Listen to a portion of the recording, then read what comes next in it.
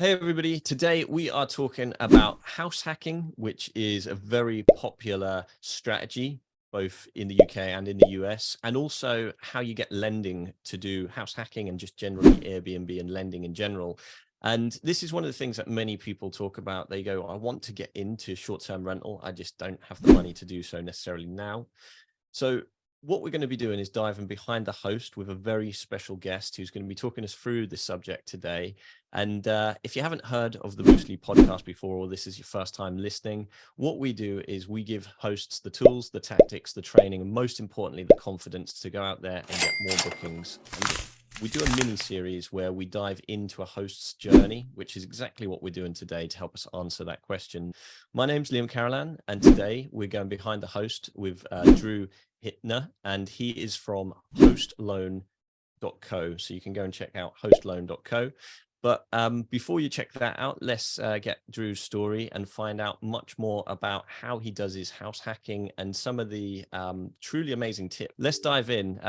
Drew, do you mind giving yourself an introduction, where your business is in the world, and anything else you'd like to share? Absolutely. Well, first and foremost, Liam, thank you so much for you and Boostly for having me as part of the podcast today. And 37 years old, live in Arizona. And I've been, I don't know if this is a bad word or not, but I've been an Airbnb superhost since 2016. And also doing some direct bookings throughout that time as well. And, a quick elevator pitch of how I introduce myself, my company to others is don't roll the dice with your lender if they're not an Airbnb superhost. I have had a major focus on the type of lending to help serial real estate investors, because after you get a couple mortgages in America and other places too, it becomes more difficult. So I've tried to just be a professional problem solver in that field. So how to make it just as easy as the first one for the 5th, 10th, and 20th. So we got a great team here. Everybody on my team owns a rental or short-term rental as well too. So we all talk the same lingo. How did you get started? So I would definitely want to dive into the house hacking side of things, but take us back to how you got started and how you became a super host and how many units you've got now. Yeah, so it's a great question. So I got started, everything in life I think happens and revolves around a compelling event. So I've had a couple of these in my journey. In 2016, or maybe it was 2015. It's the end of 2015. I had a merger or an acquisition with my W-2 or day job, my 9 to 5. And at that point, it didn't take long to figure out that I just took a pay cut, but they still want to keep me. Mm-hmm. And so I had to do one of two things. I had to, in my head, I had to either put my truck on Uber, which they wouldn't accept. Airbnb was a platform that looked like a side gig source of income for me. So that was it. Moved out of my apartment whenever it rented, and I stayed with my girlfriend. And I was blown away by, after just 2 weekends, it paid me to live there now. So I just had to sacrifice a little bit to put myself ahead. And then at that point, I just got, I play golf. So you get bit with the golf bug, you play a lot of golf. But I got bit with the real estate bug at that moment. And then that was just the snowball that kept building, that evolved later into a lending career and business as well. Why is that a good strategy for people to consider when starting off? Yeah. So the one thing that I heard from somebody that I look up to is David Green. He's the host of Bigger Pockets. I know he always says it is real estate investing with training wheels. So, but there's a multiple different facets, right? You can buy a house that has a business underneath you. You rent out the business. That helps cover the mortgage or your housing expense. You can buy a 5-bedroom home and rent every single one of those bedrooms out. That's going to help with your housing expense. I didn't know it was house hacking at the time.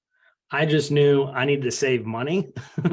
And so I thought just by lending my apartment to somebody else for the weekend, that would make life easier for me.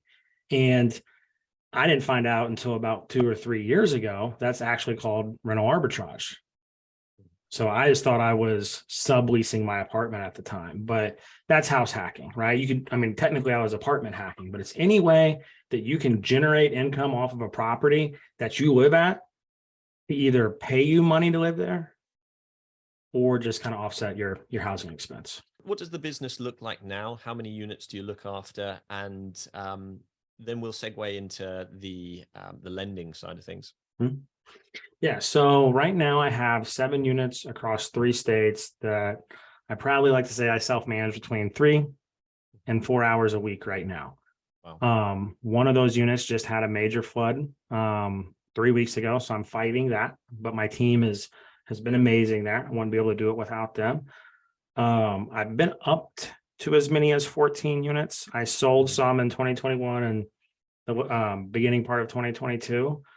I've done the bursters, the burrs, the long-term holds, but then I eventually got up to about, I was up to 15, but one of those was a long-term. So I had 14 listings at one point that I was on pace to do right around 690, 700,000. But I got rid of some of them because I didn't have the right team in place. And so then I just kept the ones that I really, really like, got rid of some of the others.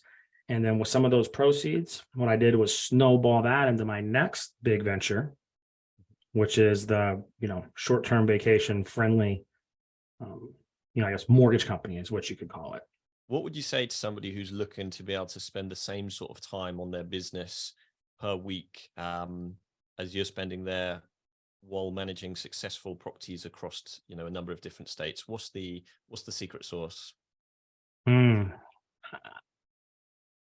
the right friends. Change your circle of friends. Unfortunately, that never feels comfortable to say, but the most successful people I know have multiple businesses. Rob, you mentioned his name earlier. He comes to mind because if you have the vision, I know Rob's a pioneer. Then other people are just that's an exciting journey for a lot. And if you are good at forecasting a vision, then everybody wants to be part of that growth. So I think, that's the first thing that comes to mind. I think that's the most important. HostLoan. Talk us through, what is HostLoan? How did you come up with the idea for it? And what does it do? So HostLoan is, when somebody asks me, Drew, what do you do? Or how can you help me? When I talk to a client, I say, don't roll the dice with your mortgage broker or mortgage lender if they're not an Airbnb superhost.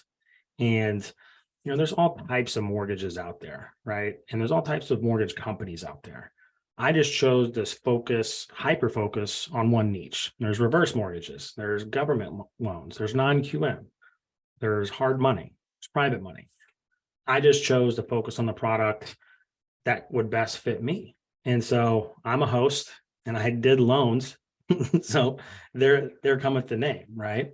And, it's other people that are just as smart, if not smarter than me, say the same thing. If you can find a problem and then create in any fashion a way to solve some of that or all of that problem, you're going to have business. And being in the government loan section for so many years before I started HostLoan, I knew that if somebody had 2 or 3 mortgages on their credit report, for them to get that 4th one was going to be more work than the first 3 that they did all combined. And so how do I find a solution to that? And I was able to, and that's why we've been able to grow. And then, working with Rob, helping the host campers, things like that, just sharing the information that I have with others has been a way that we've been able to grow. Having a blast, gonna get it on the Bruce Lee podcast. Bruce Lee like Bruce Lee, cause it's so hard and the T is loose leaf. Making up those rhymes, don't write it, just do it loosely.